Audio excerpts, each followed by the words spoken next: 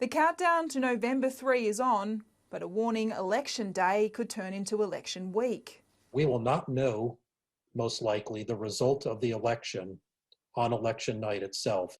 Tens of thousands of Americans have already cast their ballot amid COVID concerns. I didn't want to go expose myself at long lines. I wanted to vote early because of, partly because of COVID-19. The rise of early voting combined with millions more mail-in ballots could obscure the outcome. Counting of the mail ballots will take a few, perhaps several days. In 16 states, including the battlegrounds of Pennsylvania and Michigan, mail-in ballots cannot be processed until Election Day.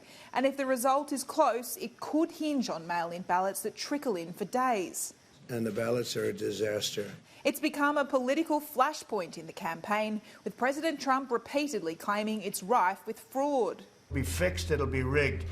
People ought to get smart. His supporters echo those concerns. I'm hearing that is kind of happening. Ballots are going out based on old voter rolls. I got to be honest with you, I'm concerned about irregularities. With more Republicans than Democrats expected to cast their ballot at an actual polling booth on Election Day, Mark Rozell from George Mason University warns a red mirage could emerge to muddy the waters. It is possible that the election results as they're coming in on election night will show Donald Trump winning and winning and winning all over the place. And then as the results come in from the mailed-in ballots, his margin is going to narrow, and perhaps be overtaken. Democrats fear that scenario will lead Trump to question the legitimacy of the outcome. Do you commit to making sure that there's a peaceful transfer of power? We want to get rid of the ballots, and we'll have a very peaceful. There won't be a transfer, frankly. There'll be a continuation. Trump's rival last time, Hillary Clinton, advising Biden to adopt a similar strategy. Joe Biden should not concede under any circumstances because I think this is going to drag out.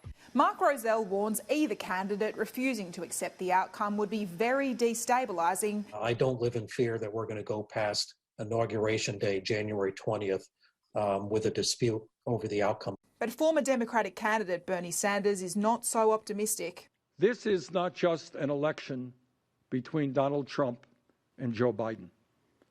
This is an election between Donald Trump and democracy. And democracy must win. Trudy McIntosh, Sky News.